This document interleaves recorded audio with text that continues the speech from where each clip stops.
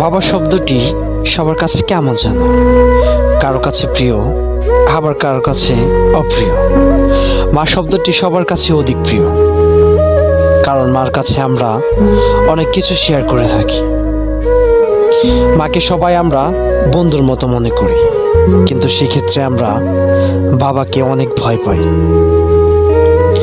বাবার কাছে কিছু বলতে গেলে আমরা লজ্জিত হয়ে যাই, কিন্তু বাবা কখনো বন্ধু হয় না কখনো প্রিয় ব্যক্তি। বাবার আসলে কখনো প্রিয় ব্যক্তি হতে চায় না। তারা কখনো রাগ বা কখনো মার, কখনো কিংবা একটু বেশি শাসন করে থাকে। কিন্তু এই রাগ বা শাসন কোনোটি আমরা বুঝতে চাই না।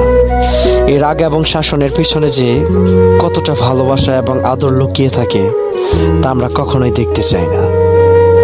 আচ্ছা, মনে পড়ে সেই ছোটবেলার কথা, যখন আপনি আমি হাঁটতে পারতাম না, সোজা হয়ে বেশিক্ষণ দাঁড়িয়ে থাকতে পারতাম না, পড়ে যেতাম। আর অমনি পড়ে যাওয়ার আগে বাবা ধরে ফেলত, হাতে ধরে টিক টিক টিক টিক করে হাঁটা শিখিয়েছেন। মনে পড়ে সেই দিনগুলোর কথা, বাবার পিঠে উঠে কতই না ঘোরা খেলতাম। বাবা বসে থাকতেন, তার হাঁটুর উপর শুয়ে কতদিন ঘুমিয়ে পড়েছি। আর শুয়ে শুয়ে কত শত ভূতের গল্প, রাজা রানীর গল্প, আবার ইসলামিক ইতিহাস শুনেছি।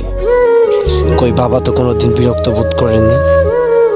আর যখন আমরা বড় হয়েছি, আর একটু শাসনে আমরা মন খারাপ করি, কারো সামনে কিছু বললে আমরা অপমানিত বোধ করি।